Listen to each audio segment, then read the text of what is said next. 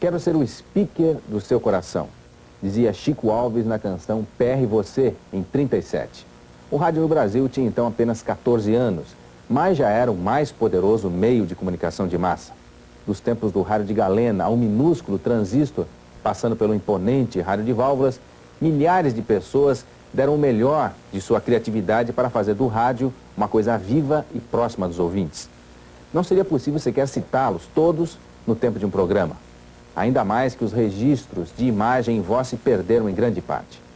O Globo Repórter de hoje é uma homenagem a todos os que, pelas ondas do rádio, ensinaram ginástica, anunciaram as novidades, criaram heróis e heroínas românticos e aventureiros, animaram auditórios, fizeram rir, escreveram e cantaram canções.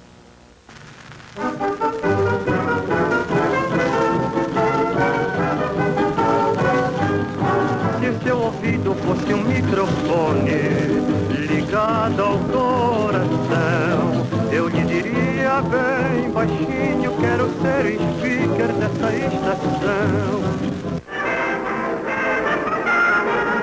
Nós somos as cantoras do rádio, levamos a vida a cantar. De noite embalamos teu sonho, de manhã nós vamos te acordar. A primeira transmissão de rádio no Brasil aconteceu na festa do centenário da independência em 7 de setembro de 1922. Não há filmes da época. As únicas imagens que restaram são fotos da exposição comemorativa realizada no Rio. Apenas algumas dezenas de pessoas conseguiram ouvir a primeira audição. Um discurso do presidente Epitácio Pessoa e alguns acordes da ópera O Guarani de Carlos Gomes, que estava sendo encenada no Teatro Municipal.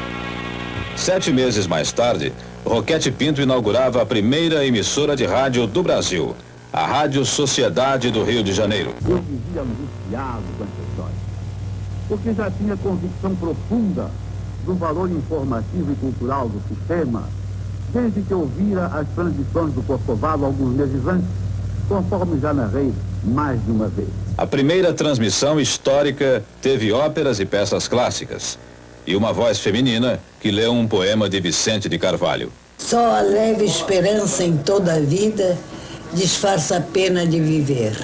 Mais nada. Nem é mais a existência resumida que uma grande esperança malograda. No rastro da primeira emissora, a PRAA, vieram outras pelo Brasil. Antes do final de 23, a PRAB de Pernambuco. Depois, São Paulo, Rio Grande do Sul, Paraná e Ceará. Corriam os anos 20. O Brasil vivia um momento de inquietação política, iniciado com a insurreição dos tenentes do Forte de Copacabana em 22. A República Velha agonizava. Na música, a moda eram os machiches e marchas. Nos salões de baile, valsas e quadrilhas. Mas o rádio tocava óperas e sobrevivia de discos emprestados e contribuições de admiradores. O Brasil ainda não se havia acostumado à nova máquina. Esta cena do filme Jovem Tataravô retrata o espanto da época. O filme conta a história de um homem que ressuscita muitos anos depois da morte. E o objeto mais surpreendente que encontra na sua nova passagem pela Terra é exatamente o rádio. Aqui o bicho, sente.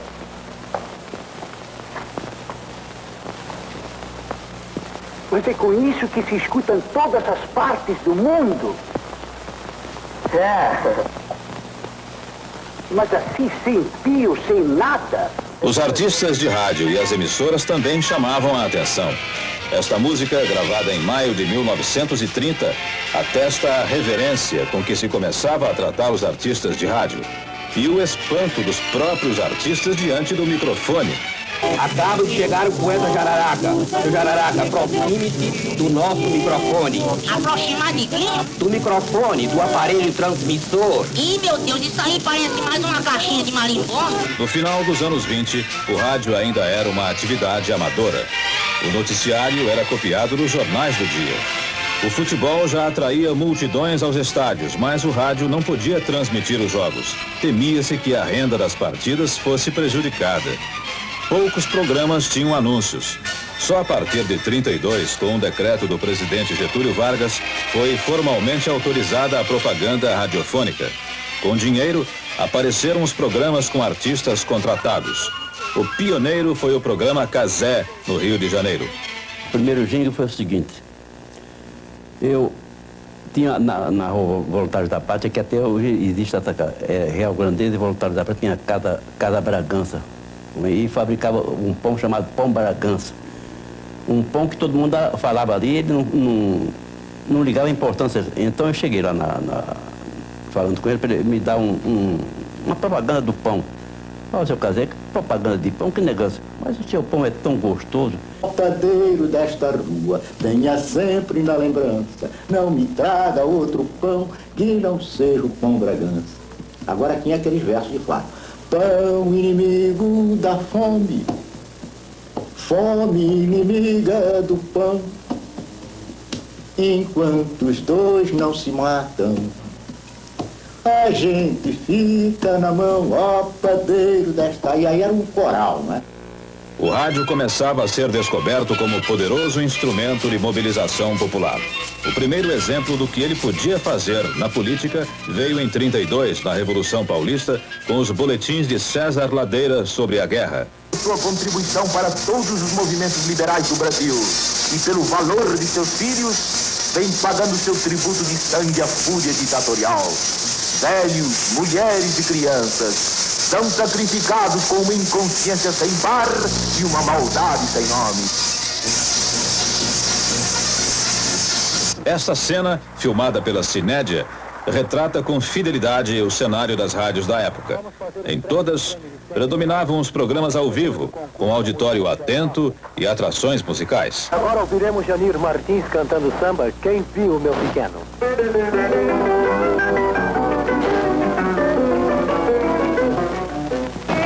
Meu pequeno por aí, tipo óbvio, quem eu faço o favor de ligar para 000 e é meu bangalhô. O rádio é responsável realmente por uma transformação muito grande naquilo que se fazia em matéria de música. Se você procurar ouvir discos antigos, aqueles dos tempos da Casa Edison, Rio de Janeiro, e mesmo as gravações da era mecânica, você vai ver que a música brasileira era tratada mal no disco, né? Os programas multiplicaram ouvintes e começaram a construir mitos. O rádio vivia da música e de seus cantores. Chico Alves foi um dos primeiros. Quando eu te dei meu coração, não podia nunca imaginar que existisse a palavra ingratidão na cartilha azul do teu olhar. O povo sabe muito, principalmente da sua música popular.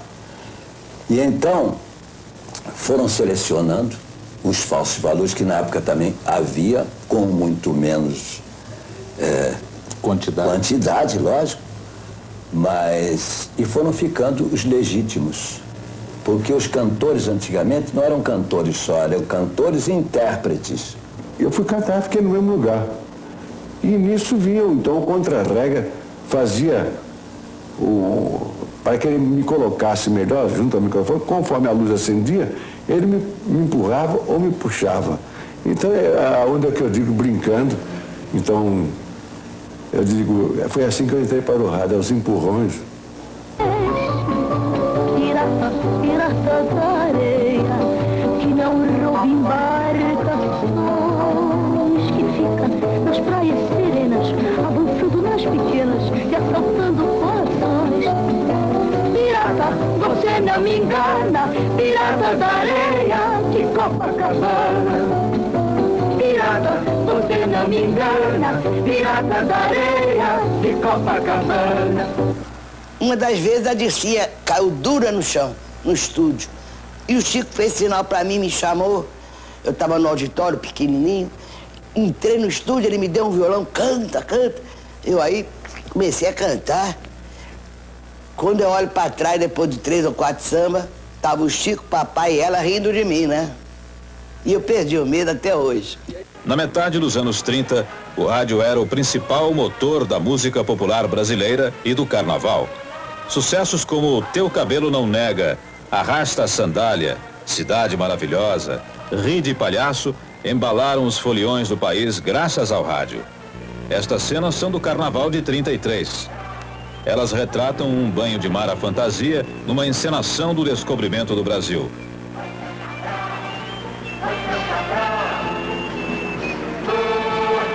No carnaval de rua, os artistas já eram homenageados. E ganham até um baile, o baile Vozes do Rádio. Nestas cenas aparecem Heloísa Helena e o locutor César Ladeira. O rádio tinha os primeiros reis do carnaval. Cantando espalharei por toda parte, que o forte estandarte vai ser seu Cabral. Quem vê a minha figura diz que eu sou assim, assim. A minha caricatura deve ter raiva de mim. As armas dos faróis afinados vieram assistir o carnaval. Cantando espalharei por toda parte, que o forte estandarte vai ser seu Cabral. O fenômeno de comunicação radiofônica mais inesperado, porém, começou em 32. Aulas de ginástica pelo rádio. O autor da proeza, então um jovem de 28 anos, ganhou até uma estátua em praça pública e manteve o programa no ar durante 51 anos. 1, 2, levantar os joelhos. 1, 2, manter a cadência. 1, 2, peito saliente. 1, 2, na ponta dos pés, começar. 1, 2. As pessoas conseguiam acompanhar esses exercícios pelo rádio? Porque cada um deles tinha um mapa, né? Mapa desse, mapa 2, com bastão. Então o mapa ficava aberto na frente deles, em casa. E os radioginastas tinham um mapa. Então eu vinha ali, ele mandava para lá, ele via como estava e fazia a posição. Tempo 1, tocando os pés. 2, segundo toque. 3, terceiro toque. 4, erguer o bastão na nuca. A seguir, o público se diverte com os reis do riso. Não por acaso, um dos primeiros programas humorísticos do rádio zombava do funcionamento do próprio veículo. Essa aparente falta de seriedade abriu caminho para todos os tipos de comicidade, incluindo a paródia, a crítica do dia a dia e o absurdo.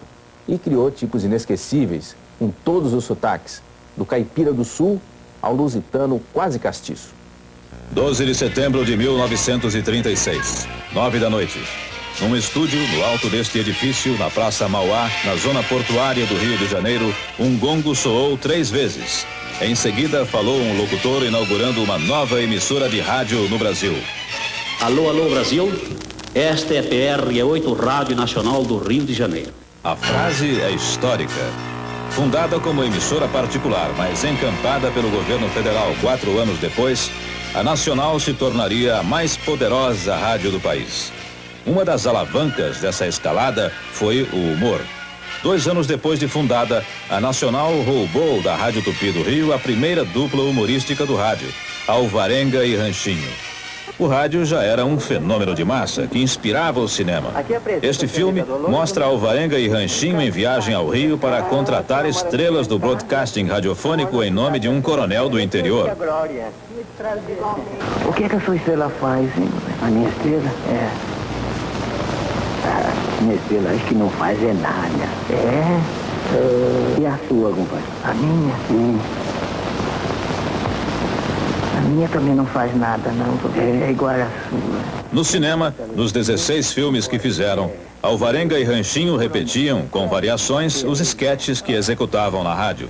Por causa deles, durante a ditadura do Estado Novo, a dupla tinha de prestar contas ao chefe do DIP, Lourival Fontes. O Lourival Fontes ficou muito zangado com a gente, porque queria que nós levássemos o nosso repertório para ele censurar.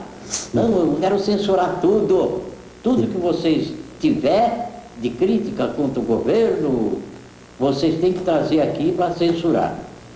Aí o Alvarenga disse, mas o doutor, entre piadas, entre as nossas músicas, nós temos o improviso.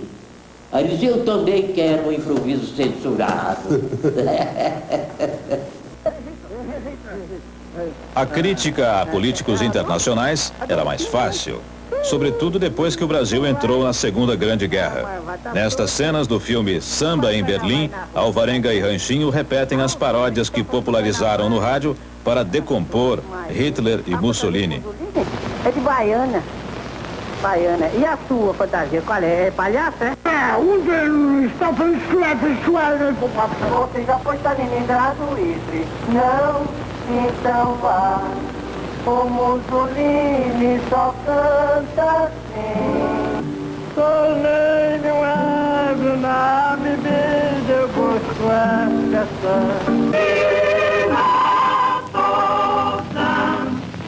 você dormir. E na solta, já posso me resistir.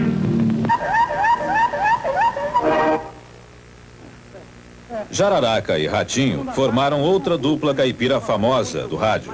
Bons de humor, os dois também eram craques na música. A malícia da dupla está presente nesta fala de Jararaca na Rádio Nacional. Imagina que eu tenho 9 sobrinhas. Ih, rapaz. 9 sobrinhas, todas 9 solteironas, é brincadeira isso? A mais nova já está com 48 anos. Veja você. Tá encruada. 9 moças dentro de casa sem casar num tempo de calor desse, é brincadeira?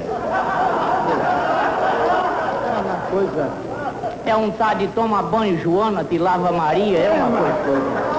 Calor desse é uma coisa. Também elas não sabem nem namorar, como é que vai casar? Só namora com cacheiro viajante, como é que pode? Será que tem um cacheiro viajante? Cacheiro viajante não dá tempo para casar. Hein? Ele só chega, apresenta as amostras e cai fora logo, né? Pílulas de vida trazem saúde para todos nós. Uma das vítimas prediletas do rádio, porém, era o próprio rádio. Como na divertida estação clandestina do rádio, a PRK-30, inicialmente PRK-20. Lauro Borges, autor do texto, e Castro Barbosa eram os responsáveis pelo caos organizado do programa. Castro Barbosa era o apresentador da rádio. Megatério Nababo do Alicerce. Minhas senhoras, damos fechos. Boa noite. Daqui fala a PRK-20, Rádio X Federal da Cidade Aberta, na frequência de 0,97.60 e não se levanta mais. Olha o clarim! Meus fanáticos admiradores, boa noite. Lauro Borges era o poliglota de voz lantijolada. Clara e cristalina, a veludade amiga do grande speaker Otelo Trigueiro, o homem cuja garganta vale um poema. Mas os dois faziam de tudo na PRK-30. Como a grande fadista Maria Joaquina Dobradiça da Porta Baixa, interpretada por Lauro Borges. Vi uma estrela celeste, penduradinha ao céu, uma estrela redondinha, do formato de um chapéu, uma estrela redondinha, do formato de um chapéu. Ai, estrelinha, estrelinha, estrelinha, quem me dera, estrelinha, quem me dera foras minha. Ai, estrelinha, estrelinha, estrelinha, quem me dera, estrelinha, quem me dera foras minha. Melhorar, melhorar, melhor e não faz mal. Melhorar, melhorar, melhor e não faz mal. Onde está a verdadeira mulher Sherlock? Típico do humorismo de rádio era o artista das 1000 vozes, que fazia vários personagens sozinho. Um dos melhores foi Silvino Neto. Esta melodia, senhoras e senhores, durante mais de 30 anos, serviu de prefixo para os meus programas do rádio, onde eu apresentei os meus personagens. O seu Acácio, oh, sim! O Zé do Lixo, pensaram o que é o anestésico? Pessoal, Valdemar, o que é o pessoal? O doutor Januário, a família inteira, imitações, mas realmente, além desses meus personagens, eu imitei, na época também, grandes personalidades da nossa história. Com vocês, Dutra explicando a situação do Brasil. Brasileiros, a situação nacional.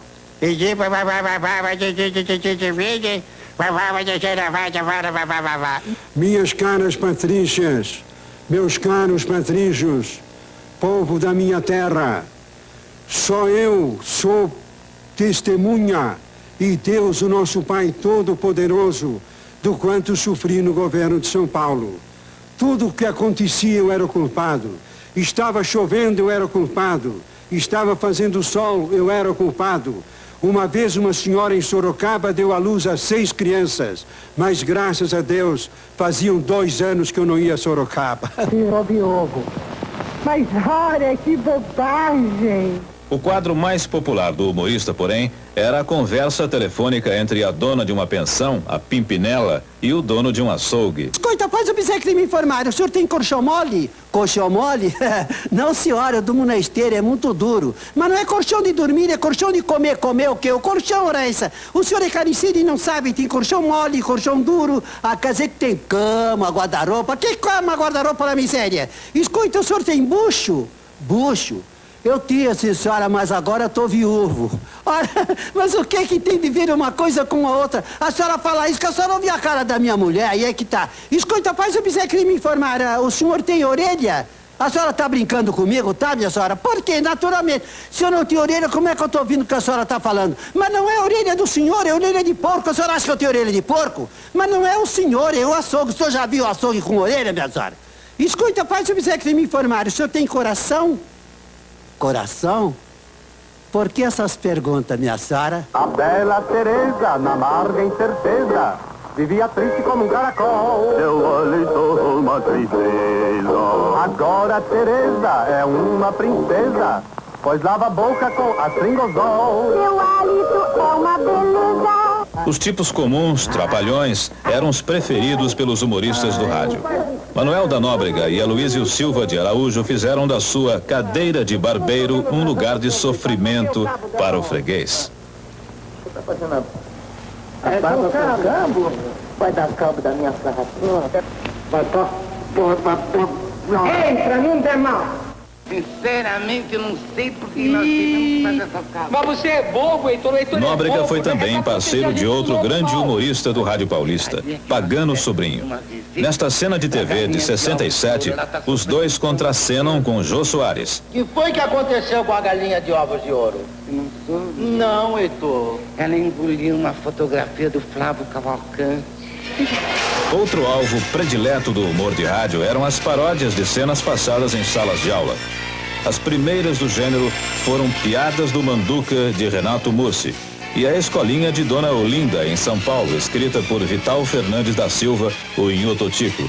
A Escolinha ficou 25 anos no ar. Inhototico fazia a professora e os alunos, um negro, um caipira e representantes das colônias estrangeiras em São Paulo. Lá em casa, meu pai fala assim que é de pequeno que você troça o pepino. Seu Sebastião, cala a boca. Eu estou cansada de dizer, na classe, o aluno para falar pede licença. Dona Olinda, eu estou torcendo a favor da senhora. Não preciso. Margarida disse, que é? Estou rezando. E por que, o que faz o governo? O governo faz o que pode, mas faz muito pouco, porca miséria.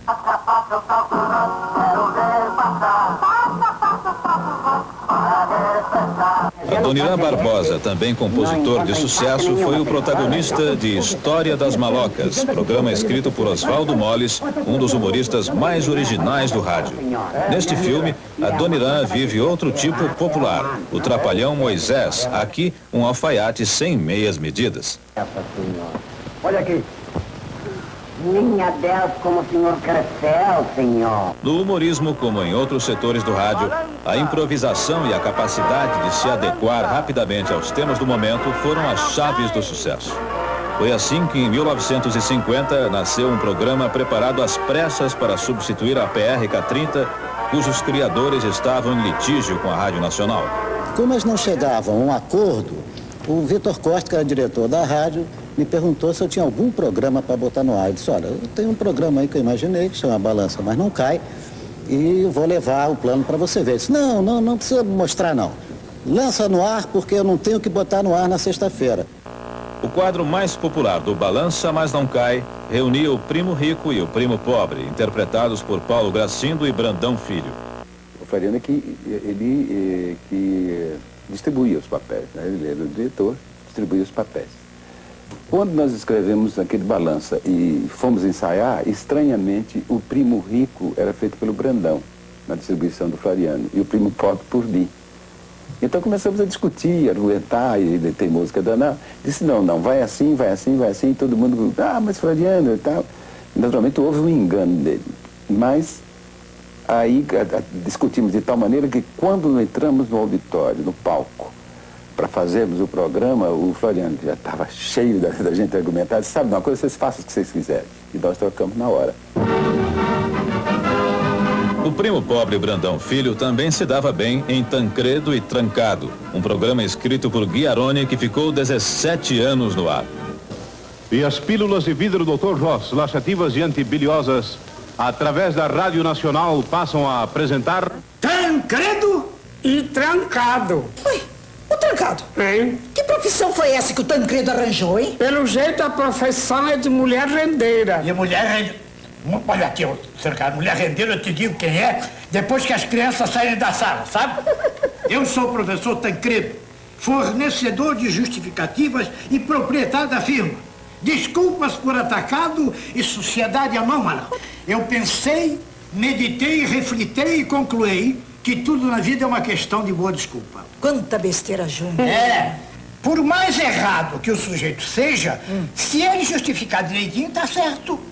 Por isso, quando eu dou uma desculpa, o culpado de culpa fica desculpado com a desculpa, mesmo que o culpado tenha 10 culpas. Ai, meu Deus. Que atrapalhada. Tancredo? Aí tem Jacutinga. Eu já senti a catinga. Em seguida, a fatalidade das novelas e as aventuras dos defensores da lei. Uma das armas do rádio sempre foi a imaginação dos ouvintes. E graças a ela, o rádio popularizou um dos seus gêneros de maior sucesso, a novela. No auge, uma só emissora tinha 20 novelas diferentes no ar, em capítulos diários. E nessa galeria, criaram-se tipos inesquecíveis. O rádio descobriu a literatura no início dos anos 30. As histórias eram lidas página por página, diretamente dos livros. Tem um programa de Defensores da Lei, um programa policial, porque antes do programa da lei eu tinha um programa policial, Sherlock, era a radiofonização das obras de Conan Doyle, Sherlock Holmes. Então é Luiz Ernesto de Almeida que fazia o script. E o Zaru era o locutor, era o detetive. O teatro veio logo depois, com a contratação de atores e a leitura de peças. Vim para o rádio porque eu já era ator de teatro. O Olavo de Basco, que era um grande diretor e ator, e gostava muito de mim, me convidou, porque eu lia fácil, né? Então eles procuravam aqueles atores que liam mais facilmente, de primeira. Então ele me convidou para o que se chamava naquele tempo o teatro cego. Isto é, você pegava os 3 atos de uma peça e lia, simplesmente. No rádio? No rádio. Sem música, sem contra-regras, sem nada. Então chamava-se isso o teatro cego. Nós fizemos isso experimentalmente e foi um sucesso extraordinário. Mas a novela era um gênero no qual as emissoras não queriam investir. O Mr. Penn tinha trazido de Cuba algumas novelas, algumas histórias seriadas. Gisberto Martins traduziu, mas tinha medo, que era um gênero inteiramente novo. Medo do público, evidentemente, e não aceitar. Mudar de estação. Isso, exato. Mas aí viu, disse, olha, eu vou lançar, que eu estou vendo que lendo vocês estão agradando, quanto mais representando. E comprou o horário da Nacional, pagava o cachê aos artistas e ainda nos pagava a gravação à noite. A primeira novela foi ao ar no desacreditado horário das 10h30 da manhã na Rádio Nacional do Rio de Janeiro. Chamava-se Em Busca da Felicidade. O Globo Repórter reconstruiu com atores da época um trecho do primeiro capítulo. Eu era feliz no Colégio das Irmãs. Mas isso aconteceu há 18 anos. Hoje a vida mudou tanto. Doutor Mendonça, o que aconteceu? Nada, Alfredo, nada. Não há motivos para alarmes. A Anitta está um pouco nervosa, um pouco emocionada. Quando o rádio completa 60 anos no Brasil, qual é o seu sentimento diante desse fato? Meu sentimento é o mesmo que eu tenho sobre a minha carreira. Eu completo agora em setembro 56 anos de vida artística. E esses 60 anos de rádio, parece que eu participei desde o princípio, desde 1927, na Rádio Record, em São Paulo. Eu já trabalhava, fazia esquetes. E desculpem, hein? Eu cantava também. Naquela época ainda não existia o tape, a fita magnética, era tudo ao vivo, como a gente viu aqui nessa reconstituição. Havia muitas gafes? Ah, inúmeras. Inúmeras. E isso é natural quando a gente faz a coisa ao vivo, não é? Você se lembra de alguma curiosa?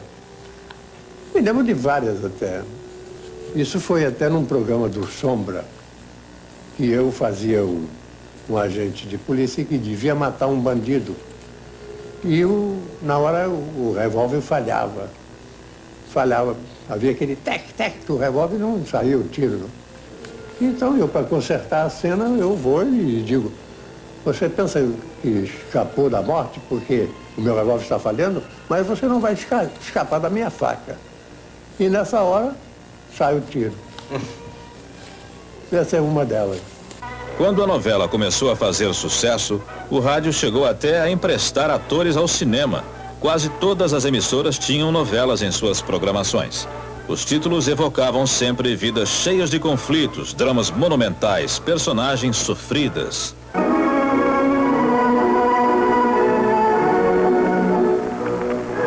Fatalidade.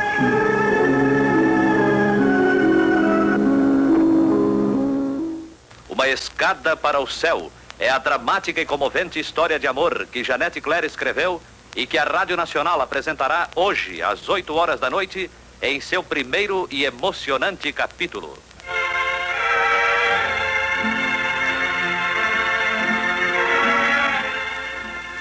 Rádio Teatro Colgate Palmolive é mais um capítulo de Serra Brava. E Janete, como é que era fazer radionovela? Era maravilhoso naquela época. Era uma coisa assim muito mais simples. Não que não tivéssemos compromisso com a realidade, não é isso.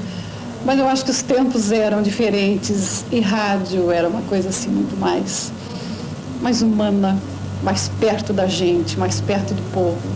Amaral, quantas peças você escreveu no rádio? Peças, umas 30. Novelas, eu perdi a conta. Um dia fizeram essa pergunta, eu respondi que não sabia o número exato. Sabia que tinha pelo menos meia tonelada de papéis lá no arquivo. A novela de maior sucesso radiofônico foi O Direito de Nascer. Estas cenas são da adaptação da novela para a televisão. No rádio, O Direito de Nascer ficou 2 anos no ar e tinha Paulo Gracindo no papel do médico Albertinho Limonta. Alberto, eu conheço a tua mãe. A senhora conhece? Diga quem é e onde está. Nos anos 40 e 50, a Rádio Nacional chegou a ter 20 novelas no ar simultaneamente, apresentadas em capítulos diários de meia hora. Em outras emissoras, a situação era semelhante, e isso acabou roubando o tempo das atrações musicais. Senhoras e senhoritas, mais um sensacional capítulo da novela... Esta música, gravada pela dupla Joel e Gaúcho, é uma espécie de vingança. Nela, a reclamação. Coitado de quem tem rádio e não pode variar. Emocionante da novela quilométrica eu ouço anunciar. Mais uma tortura pros ouvidos do coitado que tem rádio e não pode variar. O sucesso das novelas, no entanto, era tão grande que deixou resíduos até hoje. Em São Paulo, um elenco dos tempos pioneiros, encabeçado pelo ator Valdemar Cilione, está encenando novamente velhos scripts na Rádio Record. Estamos apresentando no Grande Teatro Record A Estrela Negra. Você foi a minha escolhida, Kátia. Precisa saber de tudo a meu respeito. E sobre você também. Eu sempre senti que havia um mistério à sua volta. Que é, meu amor? lançamos o Radiatro. Há 3 meses o Radiatro está no ar e eu posso afirmar a você que, através da inúmera correspondência que recebemos, através do Ibope, que já vem registrando uma extraordinária ascensão, e da pesquisa que pessoalmente nós fazemos, nós temos absoluta certeza que o Radiatro está voltando ao rádio. As novelas geraram outro gênero de sucesso, os seriados de aventura. Uma espécie de novela para homens que se recusavam a acompanhar os enredos românticos da época. O mais famoso contava as peripécias de um herói brasileiro.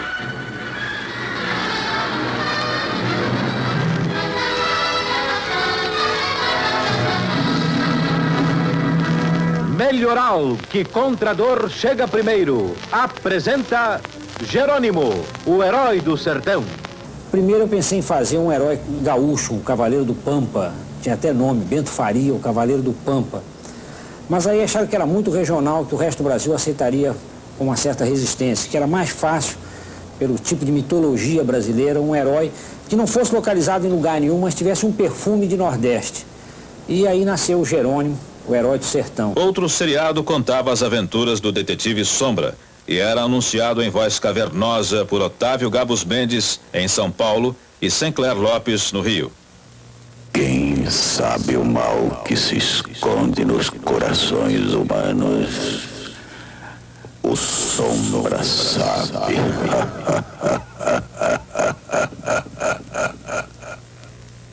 Outro seriado que ficou 17 anos no ar relatava as andanças de um milionário bonitão que tinha por hobby combater o crime.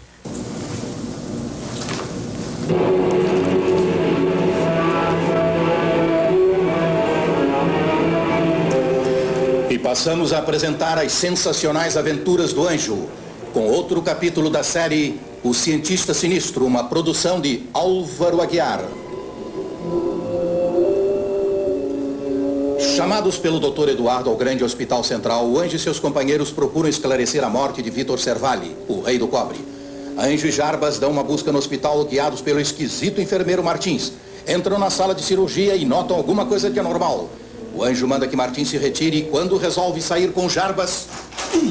A porta está fechada por fora, Anjo. Mas temos que sair daqui. Anjo, olhe por baixo da porta. Cais, fomos apanhados numa verdadeira ratoeira, Jarbas. Sim, estamos perdidos, Anjo. Perdidos. A claraboia. Talvez eu consiga quebrar o vidro atirando meu revólver. Isso. Vamos ver. Eu estou morrendo. O ar que está entrando por ali não é suficiente. Mais força, rapaz. Tem que derrubar a porta depressa. Pai, metralha, aí estão eles, caídos. Tira eles pra fora. Isso aqui tá cheio de gás. Depressa. Tá, vamos. Fundamental para materializar aventuras e novelas era a sonoplastia. Com os mais variados e estranhos instrumentos, os sonoplastas criavam os sons que ajudavam o ouvinte a imaginar a história.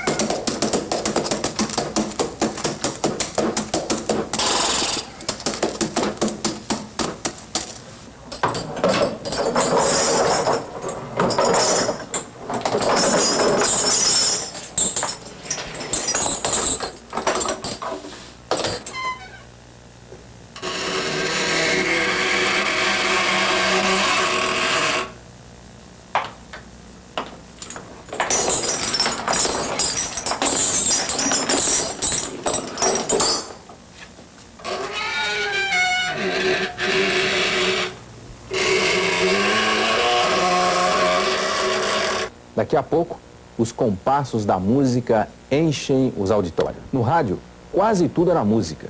Das canções propriamente ditas, às vinhetas e aos comerciais, há muitos jingles e prefixos de programas que ficaram na memória dos ouvintes. a música deu reis e rainhas do rádio. E os calouros enfrentavam sem medo o gongo em busca do estrelato. O grande sonho do final dos anos 30 era cantar no rádio. Nós somos as cantoras do rádio, levamos a vida a cantar. De noite embalamos teu sono, de manhã nós vamos te acordar. Carmen Miranda tinha começado em 1930 e tornou-se a artista mais famosa do país. Mas em 39, contratada por Hollywood, teve de mudar seu canto e inventar outras bosses. A música popular brasileira foi fundamental para a história do rádio. Em troca, o rádio mudou os rumos de nossa música e implantou-a no cinema. Os filmes brasileiros daquele tempo tinham apenas um fio de história que ligava uma sucessão de números musicais. Seu Libório tem 3 vizinhas, Mano, Margot e Frufru. Saem todas as tardinhas, carregando seu Lulu. No filme Alô, Alô, Carnaval, que teve muito sucesso, Francisco Alves, o rei da voz, interpretava 2 músicas. Continuo nosso amor, eu sou sentimental, sempre fui um sonhador, eu sou sentimental, sempre fui um sonhador. Mas o primeiro ídolo do rádio que provocou o delírio do público foi Orlando Silva, o cantor das multidões.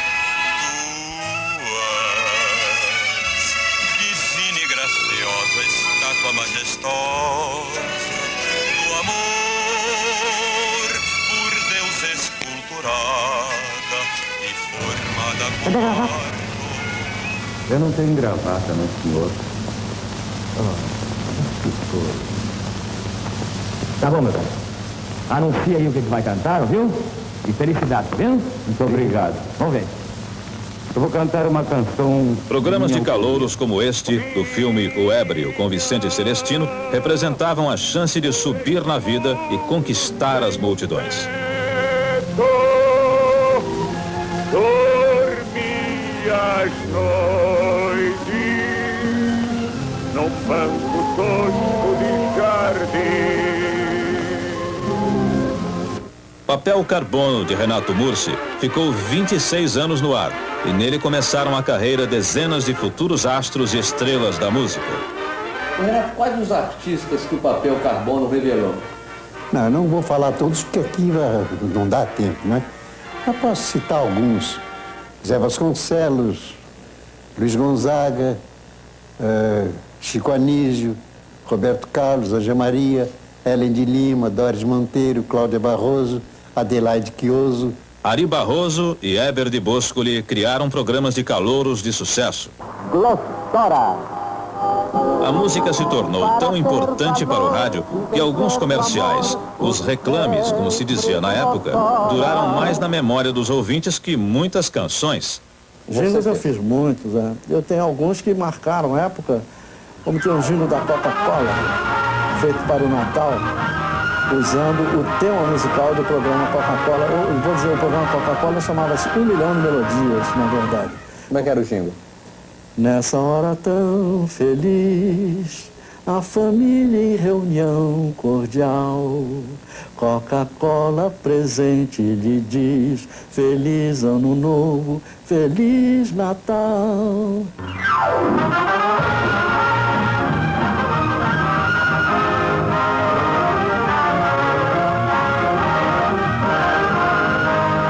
Nos tempos áureos da Rádio Nacional, não se cuidava bem apenas da música cantada. Em 56, 10 maestros e arranjadores e 124 músicos criavam e executavam as elaboradas vinhetas dos programas. Gente que brilha.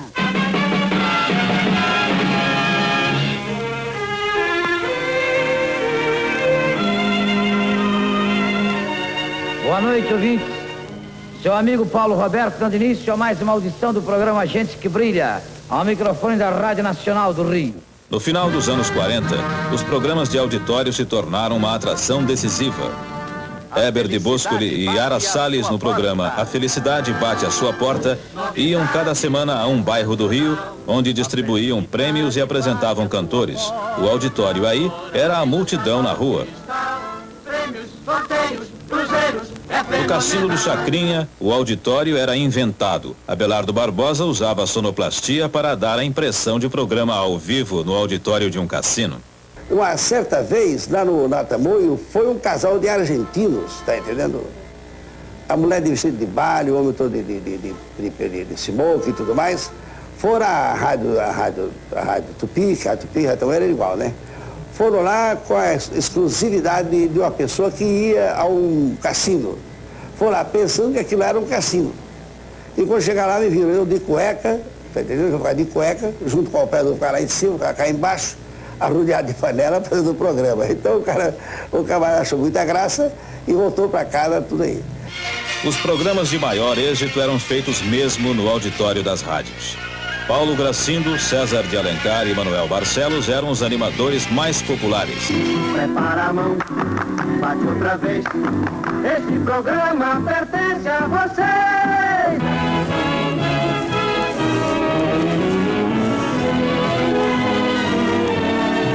O sucesso desses programas transformou a eleição da rainha do rádio num fato de destaque. Durante 11 anos, Linda Batista tinha mantido a coroa. Em 48, ela encerrou o reinado que continuou na família. Era o 11º que eu tinha ganho, então no 12º, deixa eu te falar, vou passar a coroa para minha irmã, entendeu? Lógico, negócio de monarquia, né? Eu quero mostrar a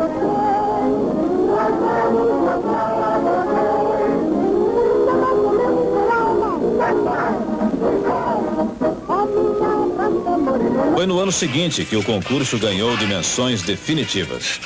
Numa disputa difícil, Marlene, atração do programa Manuel Barcelos, derrotou Emilinha Borba, estrela do programa César de Alencar. Ambos os programas eram da Rádio Nacional. No sábado, então, que foi a última votação, deu então no Repórter Essa que eu havia ganho, que era a rainha do rádio. Eu levei uma Viu no Repórter Essa? É isso aí, incrível. Porque é a Hora do Brasil, tudo.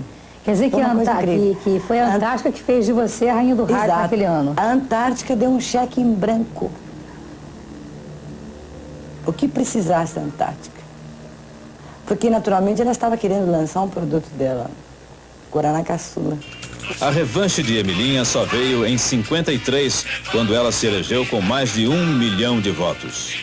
Bem, amigos, ouvintes da Rádio Nacional, nos instantes finais e culminantes do nosso programa, é quando vamos apresentar a minha, a sua, a nossa favorita, Emilinha Borba. Tomara que chova, 3 dias sem parar. A minha grande mágoa, ela em casa não ter água e eu preciso me lavar. De promessa eu ando cheia, quando conta minha vida, ninguém quer acreditar. Trabalho não me canso, me cansa é pensar. Que lá em casa não tem água nem de lavar. Um dia, uma vez lá em Cuba, dançando uma rumba, disseram que eu era escandalosa. Ai, dancei e por aí vai agora. Paraíba masculina, mulher macho, sim senhor. E tantas outras. Assim se passaram 10 anos, sem eu ver teu rosto. Em 54, uma ex-tecelã, filha de pastor protestante, ganhou a coroa sem contestação dos fãs-clubes. Abelim Maria da Cunha, Ângela Maria. E Ângela Maria canta. Tu me mandaste embora, eu irei, mas comigo também levarei o orgulho de não mais voltar. O único rei dos auditórios foi Calbi Peixoto, o mais popular cantor brasileiro dos anos 50. Seu esperto empresário, de veras, contratava mocinhas que desmaiavam à vista do cantor ou rasgavam a roupa dele. Mas Calbi sobreviveu ao sucesso fabricado e à decadência dos programas de auditório.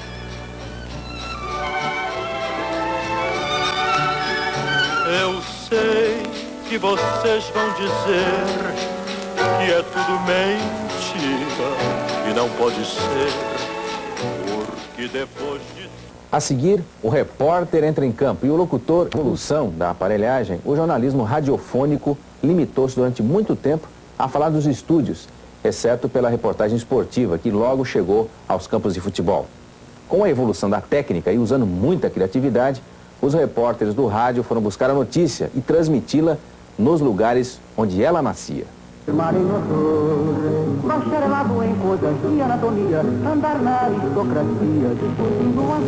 O jornalismo esportivo foi pioneiro no rádio com transmissão de futebol. No final dos anos 20, Amador Santos, no Rio, descrevia lentamente as cenas de jogo. Em 31, ocorre a primeira irradiação da maneira como se conhece hoje. Eu precisava dar a impressão ao indivíduo que estivesse ouvindo com os dois fones do rádio Galena que ele estaria apreciando e vendo quase, e completando com a sua imaginação a minha descrição. O importante para a turma era falar o tempo todo, não deixar espaços. Ele chegava a 250 palavras por minuto, era o speaker metralhadora. Se estiver errado, se me desculpe também, 50 anos depois não vão querer muito, não é? Então, eu dizia o seguinte: PRB9 Rádio Record, a Voz de São Paulo, transmitindo diretamente o campo do Palmeiras, sob a patrocínio da Equitativa, a grande sociedade de seguro de vida. Equitativa é um símbolo, equitativa é uma palavra, equitativa um símbolo de garantia e previdência. Faça seu seguro na Equitativa para ter a certeza que sua previdência garantiu o terreno. Equitativa. Galiano Neto do Rio foi o primeiro a fazer transmissões do exterior. Em 38, irradiava a Copa do Mundo, a primeira transmitida ao vivo para o Brasil. Já no início, um problema dos locutores era dar emoção à narrativa dos lances. Ari Barroso, com sua gaitinha e torcendo descaradamente para o Flamengo, rompeu os padrões de bom comportamento diante dos microfones. Você chegou a conhecer o Ari Barroso transmitindo o jogo? Claro que Como é que ele transmitiu? Desce o Flamengo, bola do Aristóbulo. Aristóbulo não é nome de jogador de futebol. Ataque contra nós. Ele não dizia contra o Flamengo, ele dizia contra nós, né? Vai começar a partida. Leônidas entrega a Perácio. Perácio a Leônidas. Leônidas avança pelo centro, dribla os mercedinhos, sanduíches, No rastro de Ari, os locutores criaram expressões, tipos, deram apelidos a lances. Liga para o Pérez lança a gente, agora fugindo para a direita. Vai rapidamente, adentra perigosamente, chutou para gol! Gol de Ginja! Gol de Ginja para os uruguaios! O rádio, desde o início, acompanhou também outros esportes. Em 36, no hipódromo da Moca, em São Paulo, Teófilo de Vasconcelos fez a primeira irradiação de uma corrida de cavalos.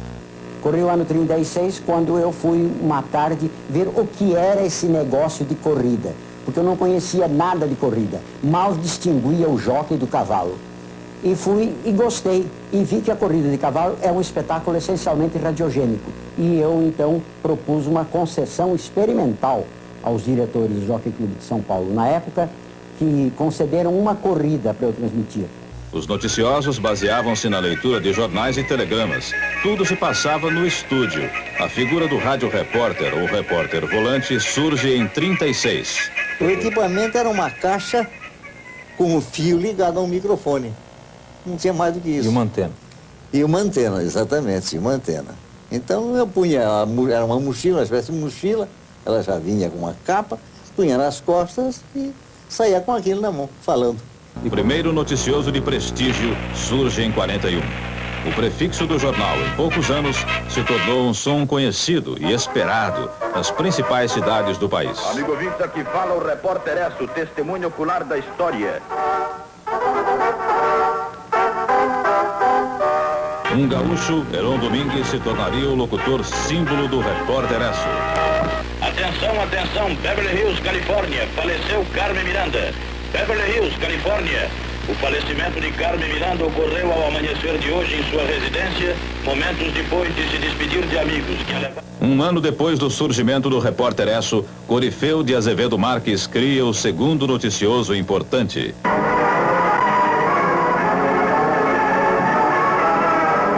Rádio Tupi de São Paulo apresenta o grande jornal falado Tupi, direção de Corifeu de Azevedo Marques. Marques, sexta-feira, 3 de abril de 1942, ano 1, número 1.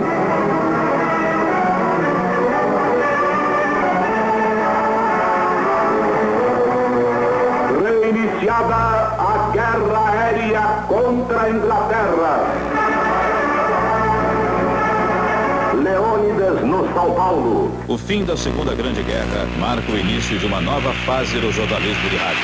Com equipamentos usados na guerra, surge a figura do repórter volante. E o aparelho de gravação era um aparelho pesando 16 quilos, com 2 bobinas, com um fio magnético.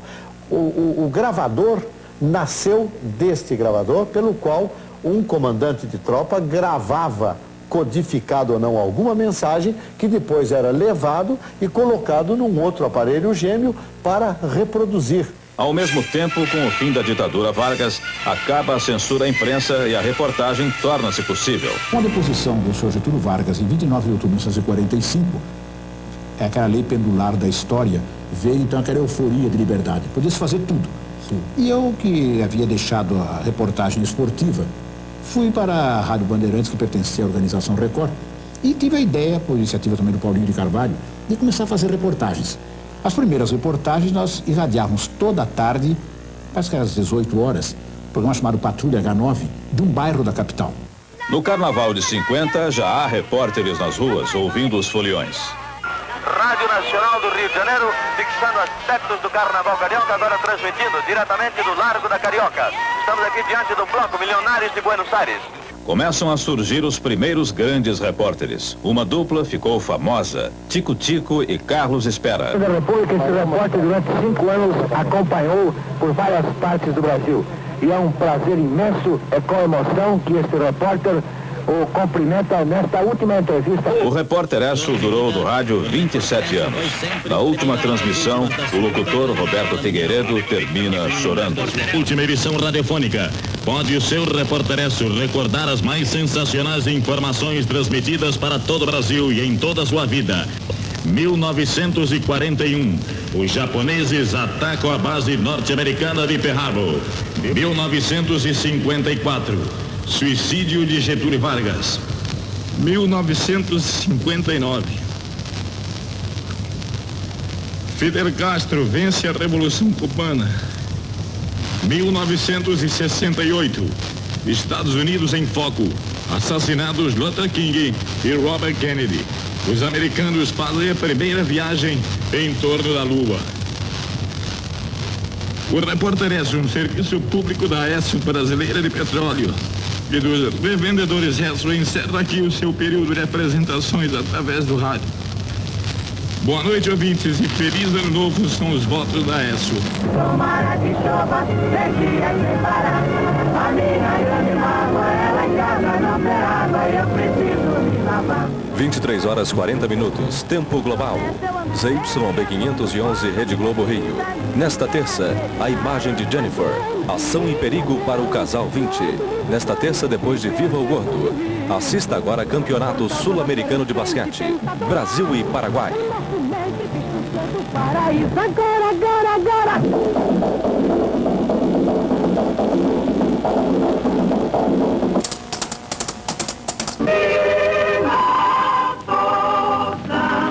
Quando você dormir, e na que a paz me